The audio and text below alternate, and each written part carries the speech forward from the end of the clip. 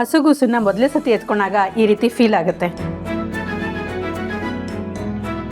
ಅದರಲ್ಲೂ ನಿಮ್ಮ ಕೈಗೆ ನಿಮ್ಮ ಮಗು ಬಂದಿದೆ. ಇದನ್ನ ನೋಡಿದಾಗ ಎಮೋಷ್ನಲ್ ಆಗೋದು ಸಹಜ. ರಿಲ್ಯಾಕ್ಸ್. ಡಾಕ್ಟರ್, ಸಾವಿತ್ರಿ ಆರೋಗ್ಯವಾಗಿದ್ದಾರೆ. ನಾರ್ಮಲ್ ಡೆಲಿವರಿ, ಯಾವ ಟೆನ್ಷನೂ ಇಲ್ಲ. ನಾನು ಈಗಲೇ ಅವಳನ್ನ ನೋಡ್ಬೋದಾ ಡಾಕ್ಟರ್? ಸ್ವಲ್ಪ ಹೊತ್ತು ವೆಯ್ಟ್ ಮಾಡಿ, BP ಎಲ್ಲ ನಾರ್ಮಲ್ ಆಗಲಿ. ಅವ್ರಿಗೆ ಸ್ವಲ್ಪ ರೆಸ್ಟ್ ಬೇಕು, ಅದಾದ್ಮೇಲೆ ನೋಡಿರಂತೆ. ಪಾಪು ಕೊಡ್ತೀರಾ?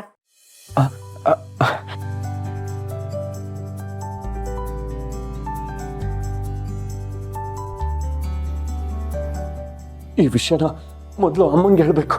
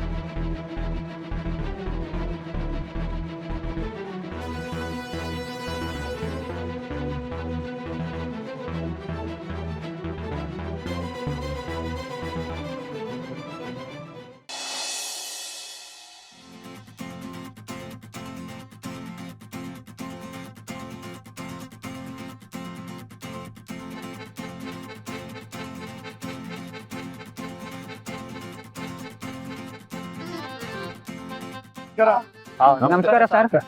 ಎಲ್ರು ಹೇಗಿದ್ದೀರಾ? ಚೆನ್ನಾಗಿದೆ. ಎಲೆಕ್ಷನ್ ಬರ್ತಾ ಇದೆ, ನನಗೆ ವೋಟ್ ಮಾಡಿ ಅಂತ ಕೇಳ್ಕೊಳ್ಳೋದಕ್ಕಿಂತ ಹೆಚ್ಚಾಗಿ ನಮ್ಮ ಕ್ಷೇತ್ರದಲ್ಲಿ ಯಾರ್ಯಾರಿಗೆ ಏನೇನು ತೊಂದರೆ ಇದೆ ಅಂತ ತಿಳ್ಕೊಳ್ಳೋದಕ್ಕೆ ಬಂದಿದ್ದೀನಿ. ಎಂತ ಮಾತಮ್ಮ, ತಂದೆಗೆ ತಕ್ಕ ಮಗಳು. ಇಲ್ಲ, ತಂದೆನ ಮೀರಿಸೋ ಮಗಳು,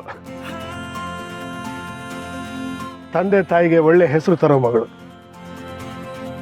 ಶ್ರಾವಣಿ ಮೇಡಮು ನಿಮ್ಮ ಮನೆ ಮಗಳಿದ್ದಂಗೆ. ನಿಮ್ಗೆ ಏನೇನು ಸಮಸ್ಯೆ ಆದರೂ ದಯವಿಟ್ಟು ಹೇಳ್ಕೊಡಿ.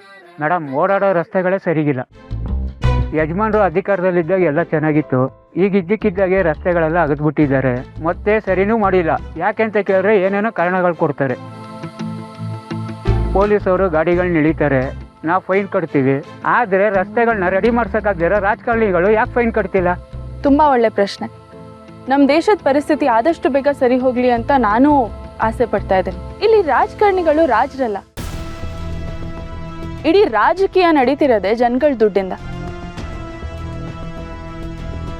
ನಾನು ಎಲೆಕ್ಷನ್ ಗೆದ್ರೆ ನಿಮ್ಮ ಪ್ರತಿನಿಧಿ ಆಗ್ತೀನಿ ಹೊರತು ನಿಮ್ಮನ್ನ ಆಳಲ್ಲ. ಹಾಗಂತ ನಾನು ನಿಮ್ಗೆ ಮಾತು ಕೊಡ್ತಾ ಇದ್ದೀನಿ. ಕೊಟ್ಟ ಮಾತನ್ನ ನಾನು ಉಳಿಸ್ಕೋತೀನಿ. ನಾನು ಎಲೆಕ್ಷನ್ ಗೆಲ್ತೀನೋ ಬಿಡ್ತೀನೋ, ಈ ಹೋರಾಟದಲ್ಲಿ ನಾನು ಯಾವತ್ತೂ ನಿಮ್ಮ ಜೊತೆ ಆಗೇ ಇರ್ತೀನಿ. ರೂಲ್ಸ್ ಮಾಡೋ ಸರ್ಕಾರ ತನ್ನ ಕೆಲಸನ ಸರಿಯಾಗಿ ಮಾಡ್ತಿದ್ಯಾ ಇಲ್ವಾ ಅನ್ನೋದ್ರ ಬಗ್ಗೆ ಯೋಚನೆ ಮಾಡಬೇಕು. ಜನಗಳಿಗೆ ಕೇಳೋ ಹಕ್ಕಿದೆ, ಹಾಗೆ ಪಾಠ ಕಲಿಸೋಕ್ಕೂ ಗೊತ್ತಿದೆ.